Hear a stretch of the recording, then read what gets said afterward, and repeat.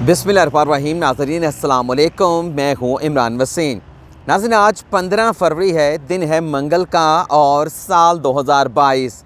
नाज़रीन वज़ीर आज़म इमरान ख़ान ने तहरीक अदम एतमाद की सियासी हलचल के दौरान एक सियासी पत्ता खेला है। वज़ीर आज़म इमरान ख़ान ने ख़ातून अव्वल के साथ एक बड़ी शख्सियत के साथ मुलाकात की और इस मुलाकात के बाद वज़ीर आज़म ने उनके पास जाने का भी प्लान बना लिया है। उनसे मुराद आइंदा आने वाले दिनों में वज़ीर आज़म इमरान ख़ान की किस शख्सियत के साथ मुलाकात होने वाली है, वज़ीर आज़म इमरान ख़ान किसके पास चल के जाने वाले हैं, एक तो ये डिटेल आपके साथ शेयर करेंगे और ये भी आपको बताएंगे कि इस प्लान से पहले वज़ीर आज़म इमरान ख़ान की ख़ातून अव्वल के हमरा किस बड़ी शख्सियत के साथ मुलाकात हुई। दूसरी ख़बर में हम बात करेंगे, जहांगीर तरीन ने नामालूम नंबर से कॉल्स करके जो उनके हम ख्याल ग्रुप के लोग हैं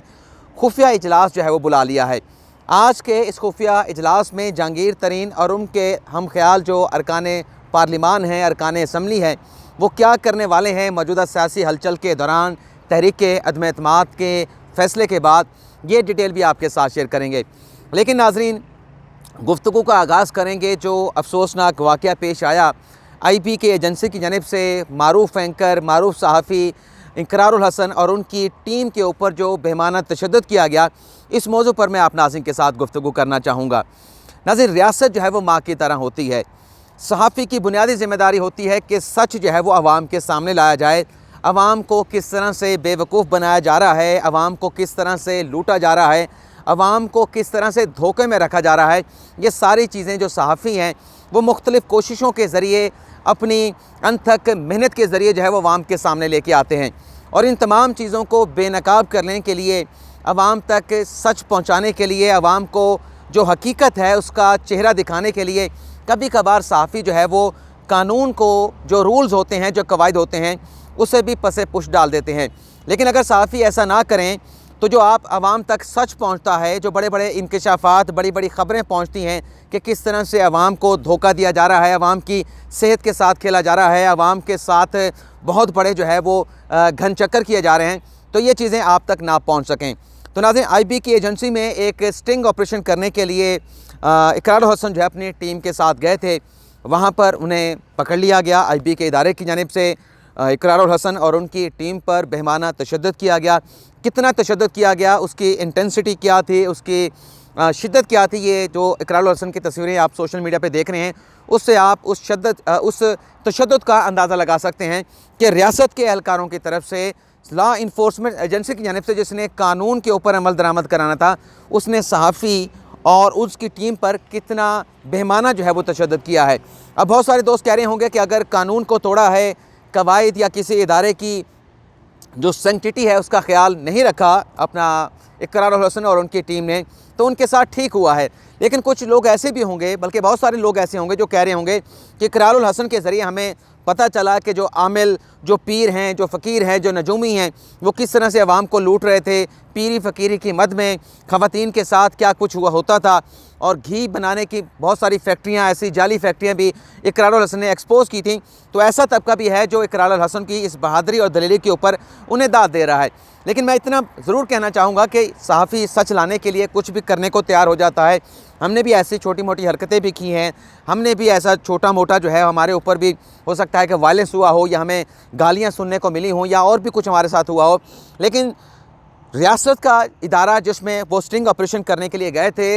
इकरारुल हसन और उनकी टीम ने कानून की कोई वायलेशन की थी, कोई कवायद की, रूल्स की वायलेशन की थी, तो रियासत के इदारे का ये नहीं बनता था कि अगर उन लोगों ने, मीडिया के लोगों ने कानून की खिलाफ वर्जी की थी तो वो भी कानून की खिलाफ वर्जी करने लग जाएं। वो भी जो एक बहुत बड़ी लॉ इन्फोर्समेंट एजेंसी है जो वज़ीर आज़म के अंडर आती है, क्योंकि IB जो है वो बराह रास्त इमरान ख़ान को रिपोर्ट करती है, तो लॉ इन्फोर्समेंट एजेंसी का जिसने कानून को यकीनी बनाना है, कानून की हुक्मरानी को यकीनी बनाना है, उससे ये इजाज़त नहीं दी जा सकती कि आप लोगों पर बेईमाना तशद्दुद करना शुरू कर दें, उनका सर फाड़ दें, उन्हें बिजली के करंट के झटके लगाएं। कानून फिर ये कहता है कि आपने पकड़ लिया है, उन्होंने कोई गैर कानूनी इक़दाम किया है, तो आप जो ज़ाब्ते की कार्रवाई बनती है, जो कानून की कार्रवाई बनती है, आप वो ज़ाब्ते की कार्रवाई उनके ख़िलाफ़ अमल में लाएँ, उन्हें गिरफ़्तार कर लें। ज़ाहिर सी बात है कि एक टीम जो वहाँ पर गई थी ये सारा स्टिंग ऑपरेशन करने के लिए, अच्छा, वो इसलिए गए थे, उनके पास इतला थी कि कुछ ऐसे जालसाजी की जा रही है जिससे अवाम को धोखा दिया जा रहा है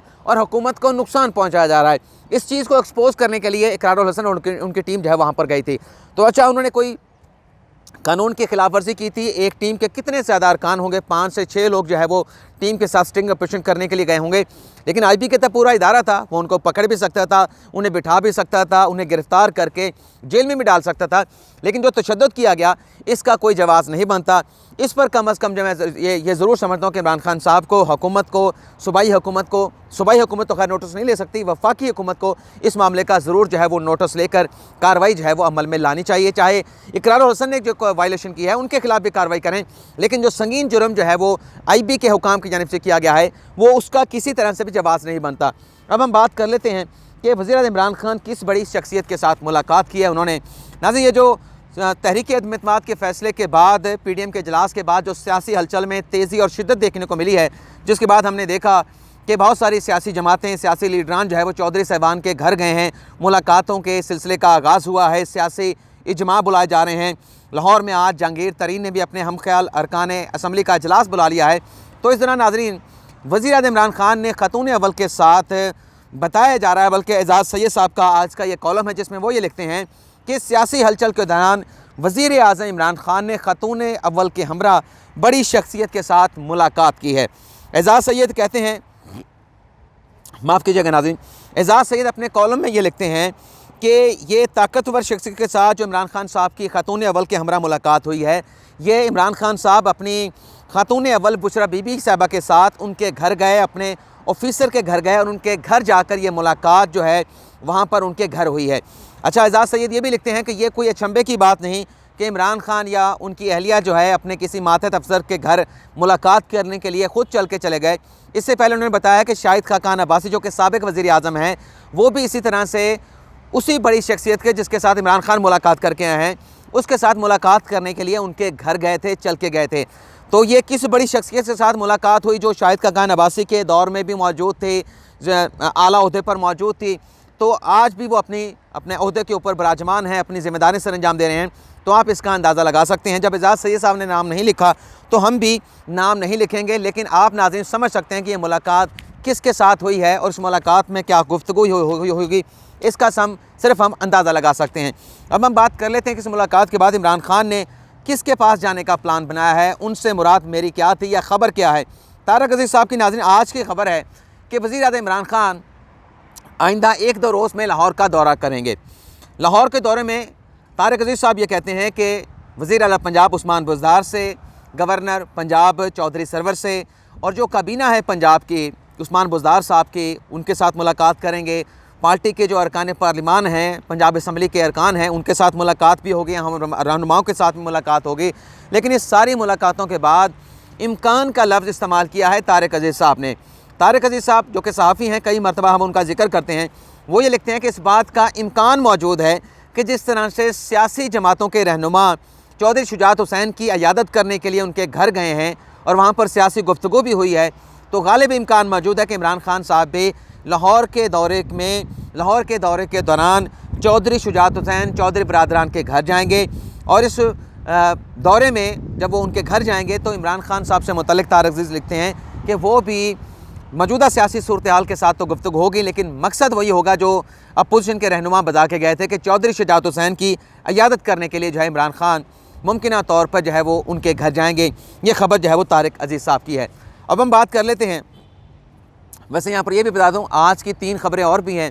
इलेक्शन कमीशन से एक बहुत बड़ी हुकूमत के लिए ख़बर आने वाली है, वो ख़बर भी दूसरे प्रोग्राम में आपके साथ शेयर करेंगे। इस्लामाबाद हाई कोर्ट में जो अंसार अब्बासी तौहीन अदालत केस है उसमें एक नया टर्न आया है। 25 रोज़ के बाद एक नई चीज़ कमरा अदालत में देखने को मिली है, वो डिटेल भी आपके साथ शेयर करेंगे। और जो अपोजिशन का प्लान है हुकूमत के ख़िलाफ़ तहरीक अदम एतमाद लाने का, वो भी लीक हुआ है, वो कैसे लीक हुआ है वो भी डिटेल आपके साथ शेयर करेंगे। अब हम जहांगीर तरीन की बात कर लेते हैं।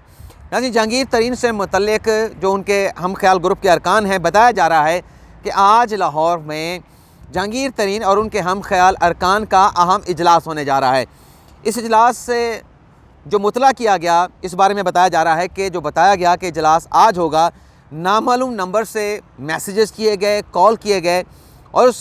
नामालूम नंबर के ज़रिए जितने भी हम ख्याल ग्रुप के अरकान हैं उन्हें बताया गया कि आज आपने लाहौर पहुंचना है और खुफिया मकाम पर, वो भी डिस्क्लोज़ नहीं किया गया, शायद उनको पता होगा कि खुफिया मकाम कौन सा है, खुफिया मकाम पर खुफिया नंबर के ज़रिए इस खुफिया इजलास की जो है वो इतला दी गई। तो आज ये अहम इजलास जो है वो होने जा रहा है, जिसमें इस वक्त की जो मुल्क की सियासी सूरत हाल है, जो अपोजिशन बार बार बड़े एतमाद के साथ कहती है कि हमारे नंबर्स भी पूरे हैं, हम इत्तेहादियों के पास भी जाएंगे और हुकूमत के भी 20 से 30 अरकान हमारे साथ राब्ते में हैं, तो बड़ी पुरएतमाद अपोजिशन अपनी जगह पे दिखाई देती है। लेकिन हुकूमत भी अपनी जगह पे पुरएतमाद है। हुकूमत के वज़रा के भी बयान आ रहे हैं कि तहरीक अदम-ए-एतमाद जो है वो किसी सूरत कामयाब नहीं होगी, बल्कि यहाँ तक दावा किया गया कि जब तहरीक अदम-ए-एतमाद आएगी, अगर आएगी, तो इनके अपने 5 से 6 या 10 अरकान इनके सफ़ों से निकल कर जो है वो इमरान खान को वोट करेंगे। लेकिन बहरहाल अभी तो तहरीक अदम-ए-एतमाद लाने की बात की जा रही है, जब लाई जाएगी फिर क्या सूरत हाल बनती है उस पर तो उस वक्त गुफ्तगू करेंगे। लेकिन बताया जा रहा है, तारिक अजीज़ साहब ये बता रहे हैं कि सियासी हलचल के दौरान जहांगीर तरीन साहब ने उनके हम ख्याल ग्रुप के जितने भी लोग हैं उन्हें वाज़े तौर पे कह दिया है कि आपने सियासी हलचल के दौरान 2 से 3 हफ्ते या 4 हफ्तों के दौरान मुल्क से बाहर नहीं जाना, और जो मुल्क से बाहर अरकान मौजूद थे उन्हें भी पाकिस्तान वापस बुला लिया गया है और कहा गया है कि आपने लाहौर में मौजूद रहना है। ख़ास तौर पे जो MPs हैं, मेंबर पंजाब असम्बली हैं, उन्हें कहा गया है कि आपने लाहौर नहीं छोड़ना, आपने लाहौर में मौजूद रहना है, लाहौर से ज़्यादा दूर नहीं जाना। तो आज देखते हैं कि जो लाहौर में इजलास होने जा रहा है जहांगीर तरीन हम ख्याल ग्रुप का, इस इजलास में मौजूदा सियासी सूरत हाल से मुतल्लिक़ जायज़ा लेके क्या फ़ैसले जो है वो इस हम ख्याल ग्रुप के सामने आते हैं। तो आप नाज़रीन से इजाज़त चाहते हैं। अल्लाह ताला आपका हामी और नासिर, अपनी दुआओं में याद रखिएगा। अल्लाह हाफ़िज़।